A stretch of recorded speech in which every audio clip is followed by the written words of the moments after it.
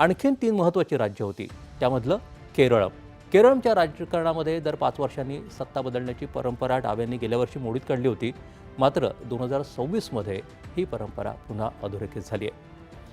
Anti incumbency आणि आर्थिक मुद्द्यांवरून जनतेनं डाव्यांना नाकारून काँग्रेस प्रणित UDF आघाडीच्या हाती सत्तेच्या किल्ल्या सोपवल्या.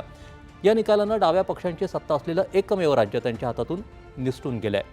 केरळमध्ये जागा होत्या एकूण 140, यापैकी UDFला मिळाल्या 102, तर डाव्या आघाडीला 35 जागांवरच समाधान मानावं लागलं. मुख्यमंत्री पिनराई विजयन यांनाही पराभवाला सामोरं जावं लागलं.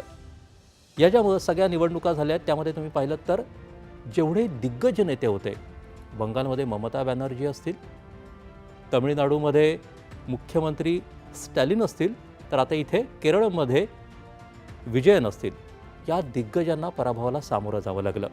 केरळमध्ये काँग्रेसला फक्त 63 जागा मिळवल्यात आणि त्यामुळे तो सर्वात मोठा पक्ष ठरलेला आहे. आता मुख्यमंत्री कोण होणार याकडे सगळ्यांचे डोळे लागलेत, कारण चेन्निथला वेणुगोपाल यासारखे राष्ट्रीय पातळीवरचे काँग्रेसचे मोठे नेते स्पर्धेमध्ये आहेत.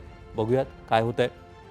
ईशान्य भारतात भाजपनं इतिहास रचलाय. आसाममध्ये सलग 3ऱ्यांदा त्यांनी विजय मिळवलाय आणि हॅट्रिक साधलेली आहे. 126 जागांच्या विधानसभेत तब्बल 82 जागा जिंकत भाजपनं दबदबा कायम राखला. काँग्रेसला केवळ 19 जागाच जिंकता आल्या.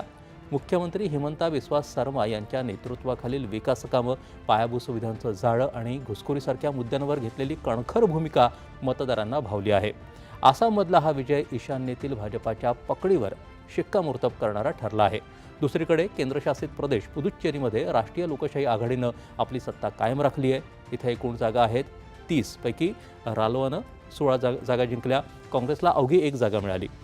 केंद्र आणि राज्याचा समन्वय आणि विकास योजनांची प्रभावी अंमलबजावणी यामुळे पुदुच्चेरीच्या जनतेनं पुन्हा एकदा रालोआवर विश्वास दाखवला आहे.